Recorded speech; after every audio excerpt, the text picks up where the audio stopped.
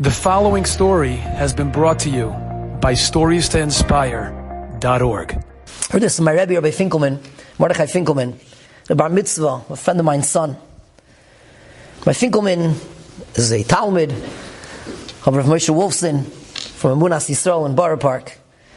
And Rabbi Finkelman says, the person in the story, his name is Rabbi Pinchas Rosenbaum, Zechrono Livracha, from Borough Park. He said, is a well-known personality in Borough Park.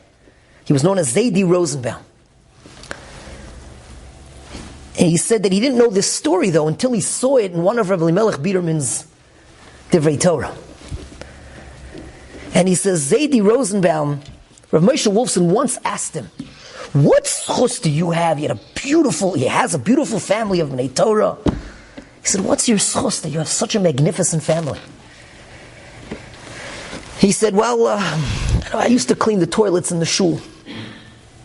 He said, that's very special, but something else.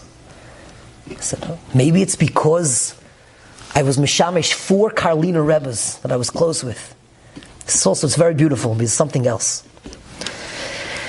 He said, well, I was young, his 20s maybe, and he was an orphan. He was a yasam. His father had passed away young. And he had to go out to make a living. He had to go help his family, his widowed mother, and his siblings.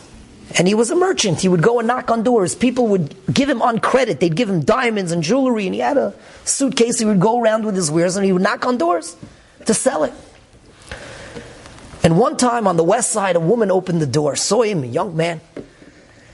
And she said to him, she said, I really want to see what you have, but you need to come into the apartment to, And he picked up that she was very flirtatious. And he said to her, I don't come in. You can see everything here, I'll show you everything, but I don't come in.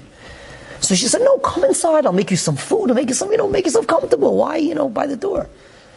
He said, no, I'm not going to, I'm not comfortable. Suddenly she reached forward and grabbed his bag and ran inside the apartment. At the same time that she ran inside the apartment, he ran in the other direction. Ran! He said he ran to another building. He ran straight up to the roof where he knew no one would see him.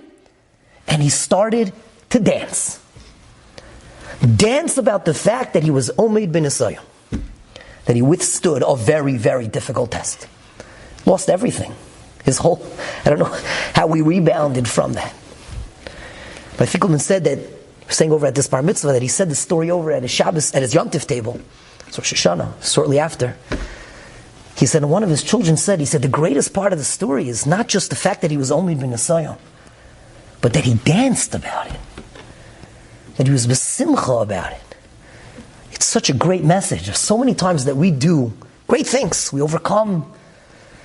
But we minimize it to ourselves. Enjoyed this story? Come again. Bring a friend. StoriesToInspire.org